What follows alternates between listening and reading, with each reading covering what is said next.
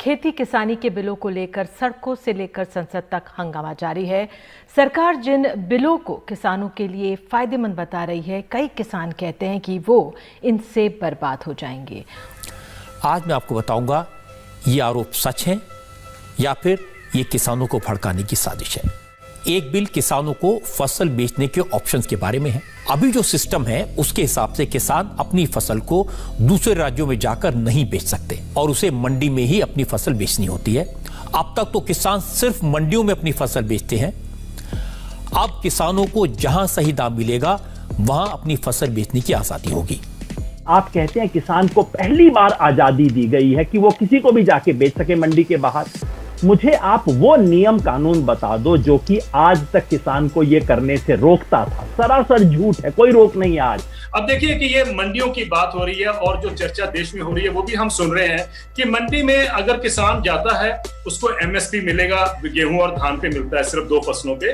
तो जहां उसको ज्यादा मार्केट में, ओपन मार्केट में जाके अगर बेचता है, अगर उसको 10 की बजाय 15 रुपए मिलते हैं तो अच्छी बात है। अगर कम मिलते हैं तो वापिस आके मंडी में बेच। सिर्फ 6% किसानों को एमएसपी मिलता है। 94% किसान जो है वो ऑलरेडी मार्केट के ऊपर डिपेंडेंट है। अगर मार्केट्स इतनी अच्छी होती तो बताइए कृषि पे इतना भयंकर संकट क्यों होता, इतना घोर संकट क्यों होता। अब सरकार जो नया बिल लाई है उसमें किसान देश में कहीं भी और किसी को भी अपनी फसल बेच सकेंगे। विरोधी दलों का इल्जाम है कि इस तरह से एपीएमसी यानी मंडियां खत्म हो जाएंगी। मंडियां खत्म हुई तो किसानों को मिनिमम सपोर्ट प्राइस एमएसपी नहीं मिलेगा। इसके बाद किसान व्यापारियों को गुलाम हो जाएंगे। लेकिन आज नरेंद्र मोदी ने साफ साफ कहा ये सब झूठ है, बेकार की बातें हैं। क्या ये सच नहीं है कि मंडी के अंदर टैक्स, सेस और फीस लगेगी और प्राइवेट मंडी में कोई फीस नहीं लगेगी? क्या किसान का दिमाग खराब हुआ है? किसी का दिमाग खराब हुआ है कि मंडी के अंदर जाके बेचेगा? मंडी इससे ध्वस्त नहीं होगी तो क्या होगा? मैंने इस बिल को पढ़ा है और ये बात सही है कि बिल में मंडियां खत्म करने की बात कहीं नहीं है। अगर अब जो बाहर से आएगा खरीदार, जो बाहर से कारोबारी आएगा, उसको टैक्स नहीं देना होगा, ये रजिस्ट्री फीस या लाइसेंस, वो एक किसान को और दाम में गेहूं उसका खरीद लेगा लुभाने के लिए कुछ समय तक, लेकिन बाद में किसान के भविष्य से वो खेलेगा। यही नहीं, एपीएमसी मंडियों के बाहर नए बाजार पर कोई पाबंदियां नहीं होंगी, कोई निगरानी नहीं होगी।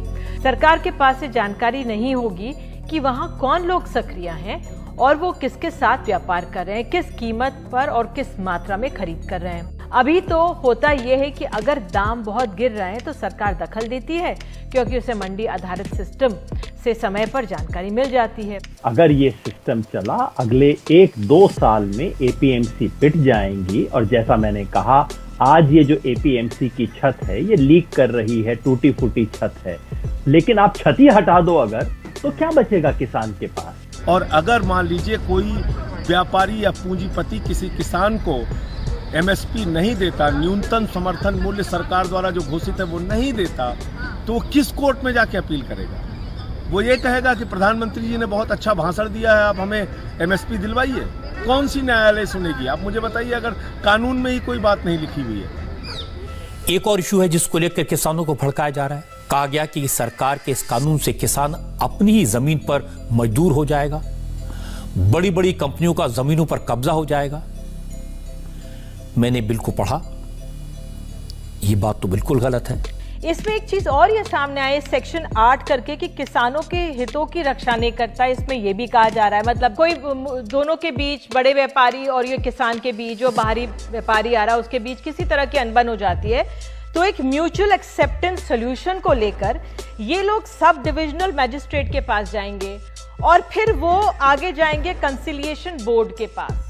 कोर्ट का तो रास्ता खुला नहीं होगा, पहले ही उपज को लाओ, बेचो, पसीना बहाओ और फिर ये झंझट। तो एक छोटा किसान ये कैसे करेगा? आपने गुजरात में देखा कि 2 किसानों के ऊपर 1 करोड़ रुपए का क्लेम डाला है पेप्सी ने, क्योंकि उन्होंने उस आलू का बीज लिया जिसको उनके पास अधिकार नहीं था। 1-1 करोड़ रुपए का क्लेम।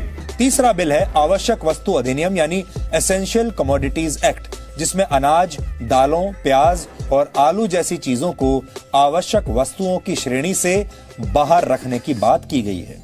ये 3 अहम बिल हैं जो बहुत ही क्रांतिकारी बिल हैं। और दूसरी बात यह है कि इसमें असीमित भंडारण की छूट दी गई है। तो छोटा व्यापारी या छोटा किसान तो कोई भंडारण कर नहीं सकता है, तो भंडारण कौन करेगा? बड़े बड़े पूंजीपति करेंगे। भंडारण करने के बाद जब बाजार में उसी की गेहूं की, चावल की, आलू की, प्याज की, दाल की जब कमी आ जाएगी, चने की, तो महंगे दामों पर उसको बाजार में बेचेंगे। यानी जमाखोरी को भी बढ़ावा मिलेगा, पूंजीवाद को भी बढ़ावा मिलेगा, कालाबाजारी को भी बढ़ावा मिलेगा और महंगाई देश में बहुत तेजी के साथ बढ़ेगी। मैं प्रधानमंत्री मोदी की तकलीफ समझ सकता हूं।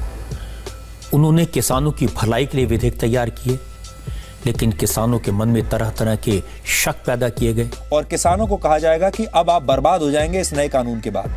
पंजाब के किसानों के बीच अभी इन तीनों बिलों को लेकर कई तरह के सवाल हैं और जाहिर है पंजाब के जो किसान होंगे या देश भर के जो किसान हैं वो इतने पढ़े लिखे नहीं हैं कि इन कानूनों को ठीक से समझ सकें।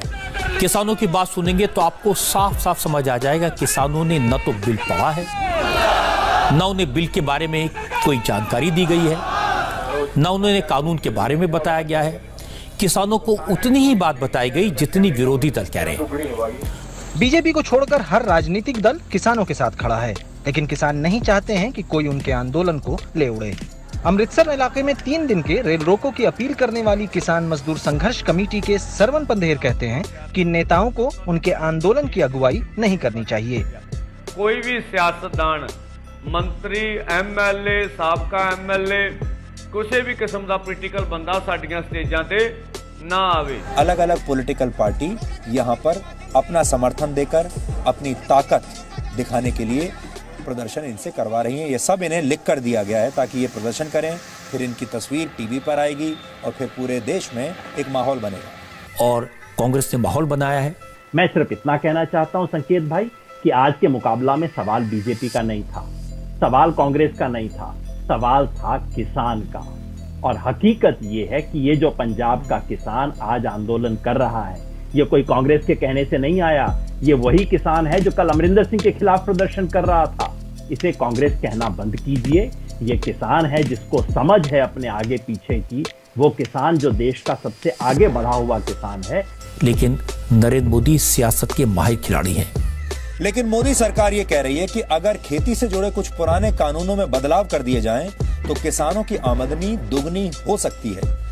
इसके लिए सबसे पहले जरूरी है कि किसानों को देश में कहीं भी अपनी फसल बेचने की छूट दी जाए और इसे ही वन नेशन वन मार्केट कहा जा रहा है, यानी एक देश एक बाजार।